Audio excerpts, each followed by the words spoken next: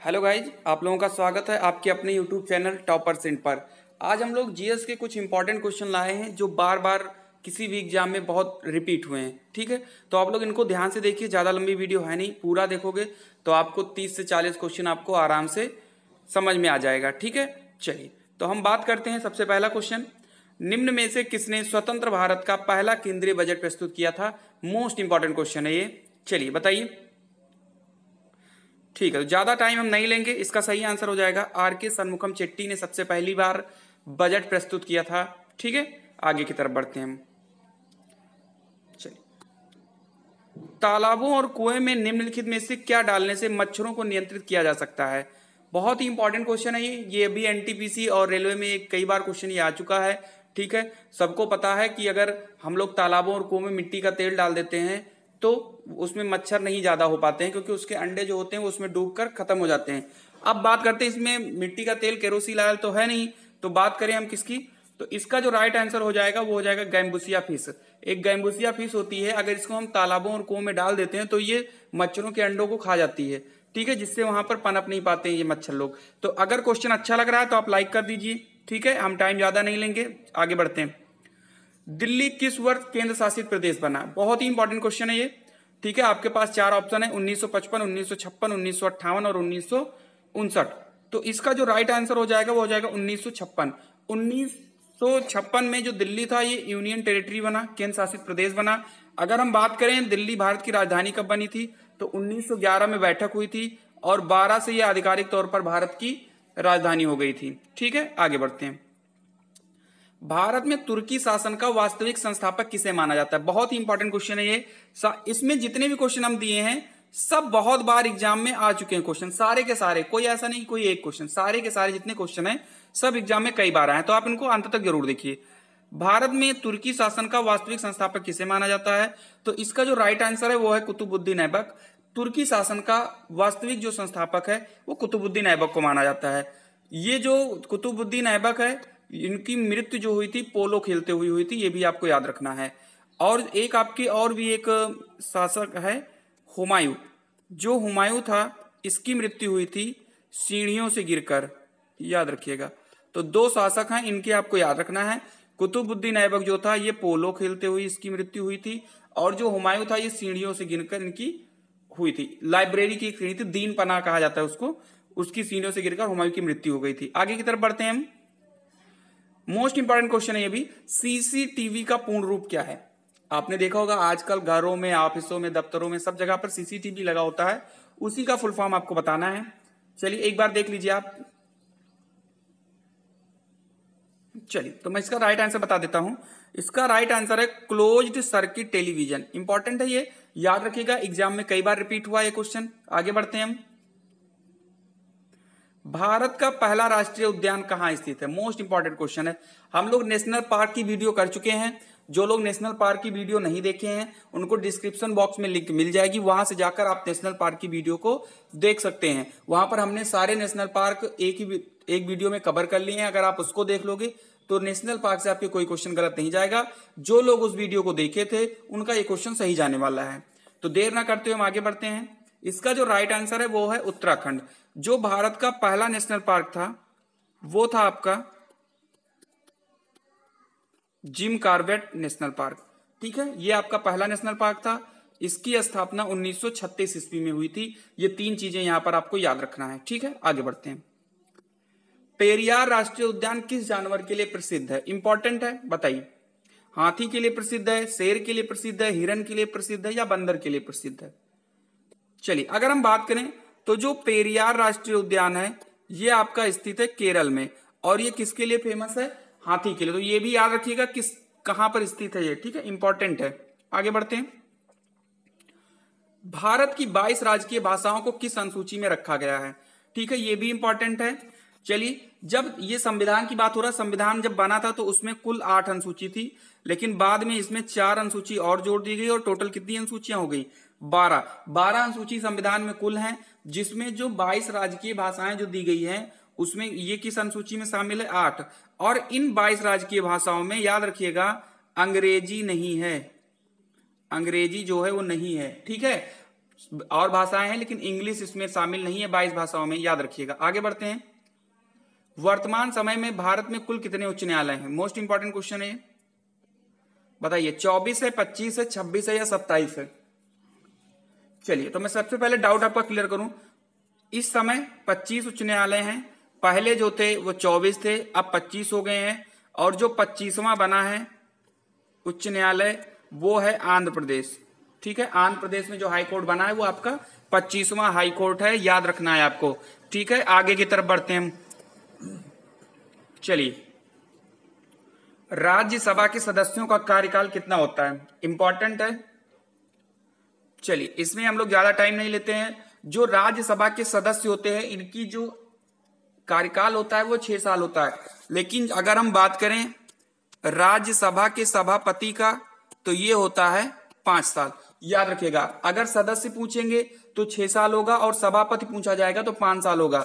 और राज्यसभा के सभापति कौन होते हैं? आपके वाइस प्रेसिडेंट होते हैं, यानी उपराष्ट्रपति राज्यसभा के सभापति होते हैं। ठीक है, आगे की तरफ बढ़ते हैं हम। नेपाल कितने भारतीयों राज्यों के साथ सीमा साझा करता है? इंपॉर्टेंट है, बताइए। 5 राज्यों के साथ करता है, 6 राज्यों के साथ करता है, 7 के साथ करता है या 8 के साथ करता है? चलिए, तो इसका जो राइट आंसर है वो है 5। नेपाल जो है ये 5 राज्यों के साथ सीमा साझा करता है। वो 5 राज्य कौन कौन से हैं देख लीजिएगा। उत्तराखंड पहला राज्य, यूपी, वेस्ट बंगाल, बिहार और एक स्टेट आपका और है और वो है सिक्किम। यानी यही 5 राज्य हैं जिनके साथ नेपाल सीमा साझा करता है। यहां तक क्लियर है? आगे बढ़ें। अगर पसंद आ रहा है तो लाइक कर दीजिए और अगर आप चैनल पे नए हो तो सब्सक्राइब कर दीजिए और दूसरे लोगों को भी शेयर कर दीजिए। ठीक है, अगर पसंद आ रहा है तो। आगे बढ़ते हैं। अंतरराष्ट्रीय पतंग महोत्सव किस राज्य में मनाया जाता है? मोस्ट इंपॉर्टेंट क्वेश्चन है ये। ऑप्शन दिए गए हैं राजस्थान, महाराष्ट्र, त्रिपुरा और गुजरात। बताइए। चलिए, इसका जो राइट आंसर है वो है गुजरात। जो अंतरराष्ट्रीय पतंग महोत्सव है ये गुजरात का बहुत ही फेमस फेस्टिवल कहा जाता है, याद रखिएगा। चलिए, ये बहुत इंपॉर्टेंट क्वेश्चन है, कई बार रिपीट हुआ है क्वेश्चन। भारत का केंद्रीय बजट आज तक सबसे अधिक बार किसने प्रस्तुत किया है? चलिए, इसका जो राइट आंसर है वो है मोरारजी देसाई। इन्होंने 10 बार केंद्रीय बजट अभी तक प्रस्तुत किया था, यानी अभी तक का सबसे ज्यादा बार बजट इन्होंने ही पेश किया। और हम लोग अभी अभी बात किए हैं कि जो सनमुखम चेट्टी थे, सनमुखम चेट्टी जो थे, इन्होंने सबसे पहला केंद्रीय बजट प्रस्तुत किया था। तो सबसे पहला भी याद रखिएगा और किसने सबसे ज्यादा बार प्रस्तुत किया वो भी आपको याद रखना है। ठीक है, आगे चलते हैं। पृथ्वी के किसी भी भाग से दिखाई देने वाला सबसे चमकीला तारा साइरस है। सबसे पहला क्वेश्चन तो आपका यही बन जाएगा कि सबसे चमकीला तारा कौन सा है? तो साइरस है। इसे और किस रूप में भी जाना जाता है, यानी इसका दूसरा नाम क्या है साइरस का? तो आपको बताना है, बताइए। कैट स्टार है, डॉग स्टार है, सैंड स्टार है या रॉक स्टार है? चलिए, तो इसका जो राइट आंसर है वो हो जाएगा आपका डॉग स्टार। यानी पृथ्वी के किसी भी भाग से दिखाई देने वाला सबसे चमकीला तारा जो है साइरस। सबसे पहला क्वेश्चन तो यही बनेगा, याद रखिएगा इस चीज को। और इसका जो दूसरा नाम है वो है डॉग स्टार। हम आगे बढ़ते हैं। ठीक है, चलिए। बौने ग्रह प्लूटो की खोज किसने की थी? मोस्ट इंपॉर्टेंट क्वेश्चन है ये, याद रखिएगा। तो जो बौने ग्रह था प्लूटो, उसकी जो खोज हुई थी वो की थी क्लाइड टॉम्बा ने। किस ईयर में की थी ये भी याद रखिएगा। 1930 में इन्होंने इसकी खोज की थी और 2006 में इसको बौना ग्रह कहा गया था, याद रखिएगा। ठीक है, खोज हुई थी 1930 में और बौना ग्रह कहा गया था 2006 में। यहां तक क्लियर है? चलिए आगे बढ़ते हैं। पंजाब साम्राज्य का संस्थापक कौन था? मोस्ट इंपॉर्टेंट क्वेश्चन है ये। चलिए, ऑप्शन दिए गए गुरु रामदास, महाराजा रणजीत सिंह, गुरु गोविंद सिंह या गुरु नानक देव जी। चलिए, इसका जो राइट आंसर है वो हो जाएगा महाराजा रणजीत सिंह। महाराजा रणजीत सिंह ही पंजाब साम्राज्य के संस्थापक थे। ठीक है, आगे बढ़ते हैं। मनुष्य के शरीर में इंसुलिन का स्राव कहां से होता है? मोस्ट इंपॉर्टेंट क्वेश्चन है ये। आपके जिसमें भी साइंस के क्वेश्चन पूछे जाते हैं उसमें तो समझ लो ये बहुत ही इंपॉर्टेंट है। बात करें इसके सही आंसर की तो वो है अग्न्याशय। अग्न्याशय में 3 सेल होते हैं, अल्फा सेल, बीटा सेल और गामा सेल। जो आपका इंसुलिन होता है वो बीटा सेल से स्रावित होता है, याद रखिएगा। और इंसुलिन की कमी से एक रोग हो जाता है जिसको हम लोग बोलते हैं डायबिटीज। डायबिटीज नाम का एक रोग हो जाता है अगर इंसुलिन की कमी हो जाएगी। ठीक है, आगे बढ़ते हैं। निम्न में से किस देखो जितने क्वेश्चन किसी भी क्वेश्चन से बन सकते हैं वो सारे क्वेश्चन मैं आपको बता देता हूं। ठीक है, तो इसको सारी चीजें लिख लिया करिएगा, ये नहीं जो मैं पढ़ा रहा हूं इसी को आप कॉपी कर रहे हो। जो मैं और भी चीजें बता रहा हूं उसको भी आपको लिखना है क्योंकि वो भी क्वेश्चन इंपॉर्टेंट है। ठीक है, चलिए। निम्न में से किस मौर्य शासक ने जैन धर्म को अपनाया था? बहुत ही इंपॉर्टेंट क्वेश्चन है, ये आया हुआ क्वेश्चन है एग्जाम में। चलिए, तो इसका राइट आंसर है चंद्रगुप्त मौर्य। इंपॉर्टेंट क्यों है? क्योंकि सिर्फ चंद्रगुप्त मौर्य ही एक ऐसे शासक थे जो जैन धर्म को अपनाए थे, बाकी के जितने भी लोग थे ये सब बौद्ध धर्म अपनाए थे। याद रखिएगा, चंद्रगुप्त मौर्य को छोड़कर मौर्य वंश के जितने भी शासक हुए वे सब बौद्ध धर्म के अनुयायी थे। ठीक है, आगे बढ़ते हैं। बगलिहार बांध किस स्थान पर स्थित है? Most important question. चलिए, अगर हम इसकी बात करें तो इसका जो राइट आंसर है वो हो जाएगा जम्मू कश्मीर। ठीक है, एक क्वेश्चन तो बन जाएगा कहां पर स्थित है, एक क्वेश्चन और बन जाएगा किस नदी पर स्थित है।